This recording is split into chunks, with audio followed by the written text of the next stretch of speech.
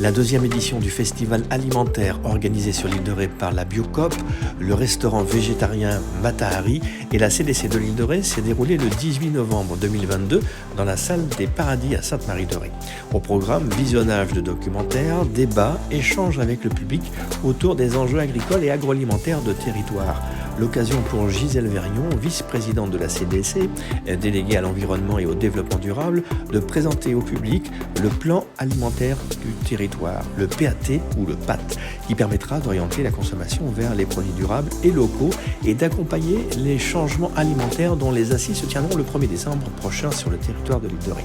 L'animation de cette soirée était confiée à Léa Marsloff, coordinatrice du collectif Fermes Urbaines. Alors avant de rentrer dans le cœur de ce festival, Geoffroy Vincent, un des co-gérants de la Biocoop de l'île de Ré, nous rappelle comment son équipe s'est lancée dans cette démarche sur notre territoire. En fait, quand on a monté notre projet de magasin Biocoop, on a fait des stages dans d'autres magasins. Ça fait partie du parcours de porteur de projet Biocoop. Et donc, dans un des magasins dans lequel on a fait nos stages, on a contribué à l'organisation du festival alimentaire. C'était à Saint-Hilaire-de-Riez. Et en fait, ça nous avait bien plu de voir comment un événement comme ça pouvait fédérer toute une communauté. Et du coup, on s'était dit qu'il fallait absolument qu'on reproduise l'événement chez nous. Et donc, c'est ce qu'on a fait dès la première année, en 2020, quand on est arrivé. L'idée, c'était de créer une soirée un peu festive où, au-delà de la projection, des échanges, des débats que peuvent susciter les films, c'était de passer un bon moment ensemble. Et qui dit bon moment, dit une bonne chair végétarienne, on va dire.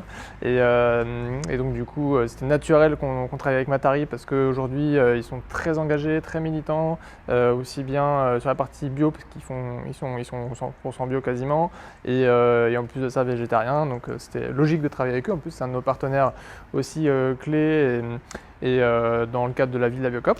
La communauté de communes, parce que c'est un acteur qui fédère aujourd'hui et qui agit aussi dans l'intérêt de tous, donc c'était naturel de les solliciter. Et notamment quand on a appris qu'ils étaient volontaires pour organiser aussi le festival alimentaire, donc on s'est rapprochés pour le faire ensemble et parler tous d'une voix. Et après, le collectif Fermes Urbaines, Léa est une cliente avec qui on parle souvent, militante, engagée, et je voulais qu'on ait quelqu'un qui puisse animer le débat, qui soit neutre. Et Léa a gentiment accepté le challenge et s'est investie à fond pour le préparer, donc voilà. Les reportages d'Île de Ré TV. Le collectif Fermes Urbaines, c'est une association qui est née en 2013 sur le territoire rochelais et qui agit maintenant à l'échelle des deux zones, Île de Ré et aussi de La Rochelle, pour sensibiliser les habitants à l'agroécologie par l'action. Donc on les emmène notamment dans des fermes pour faire des chantiers participatifs. On aide aussi l'installation de nouveaux porteurs de projets agricoles en circuit court et en agriculture biologique. Et puis on essaye d'aider les agriculteurs qui se sont installés pour que tout se passe le mieux pour eux. Ce soir, on va regarder 3 films. Un film sur de l'agroforesterie, donc comment on combine de la production agricole avec des arbres. Et donc, on va interroger Valérie Lousteau de l'Île aux Forêts, qui a un projet de plantation de forêt ici. On va ensuite regarder un film qui s'appelle Stolen Fish sur la question des pêches illégales et des farines faites avec des poissons. Et donc on fait intervenir un expert international qui s'appelle Mathieu Bernardon et un poissonnier ici, formateur au métier des produits de la mer, Romain Gauvin. Et puis on fait aussi venir une association qui est née autour de Saint-Rogatien, qui s'appelle Avenir Santé Environnement, qui va nous parler des risques des pesticides sur la santé des personnes. En deuxième partie de soirée, on regardera Engrais maudit, qui est un film qui traite de la contamination des engrais au cadmium, un métal lourd. Et du coup, après ce documentaire, on fera intervenir un agriculteur qui s'appelle Jonathan Henry, qui fait partie de Uniré, et puis un autre maraîcher qui s'appelle Jean-Baptiste Lacombe.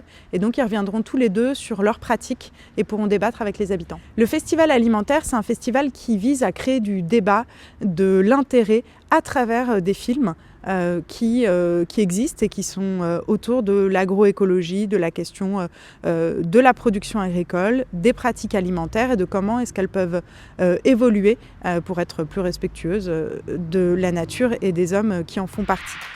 Le projet alimentaire de territoire de l'île de Ré est mené avec l'agglomération de La Rochelle et les communautés de communes d'Aunis Sud et d'Aunis Atlantique. L'ambition des 4 collectivités est de produire des aliments sains dans le respect de la terre à consommer dans notre bassin de vie. Ce travail sur l'agriculture et l'alimentation est aussi une réponse aux enjeux économiques, sociaux et environnementaux du territoire. Pour nous en parler, Agnès Ledortz, responsable du service économique de la CDC de l'île de Ré. Le PAT, c'est le projet alimentaire de territoire, et donc c'est un projet qui a été mis en place au démarrage en émergence, donc c'est un projet alimentaire de territoire en émergence par Aunis Sud, communauté de communes Aunis Sud, Aunis Atlantique, communauté d'agglo de La Rochelle et chambre d'agriculture.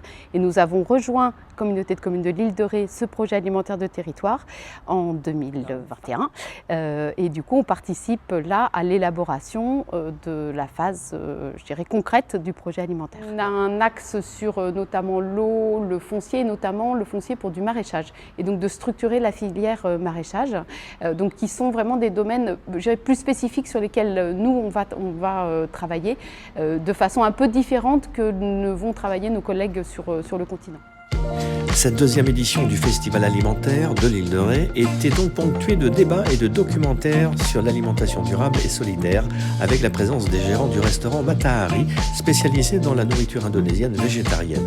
Des plats riches en produits frais et saveurs orientales, comme nous le rappelle et nous le détaille surtout Zoé Delavre, co-gérante du restaurant Matahari d'Arsenré. Alors ce soir on fait une assiette végétale, donc avec du riz de Camargue, en fait que des produits qui sont français et en tout cas de l'île de Ré pour tout ce qui est légumes. Ils sont tous cuisinés plutôt à l'indienne. Donc il va y avoir un curry de courge traditionnel indien, du chou toran on appelle ça, donc c'est un chou sauté avec du curcuma, de la noix de coco, de l'ail, du gingembre, des épices, des pickles, plein de pousses, des amandes, du riz de Camargue.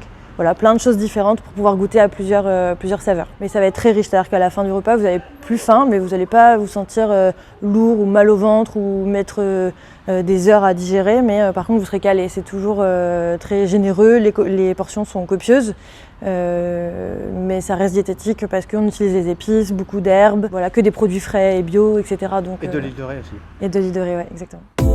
Pour en savoir plus sur le festival, www.alimentaire.org.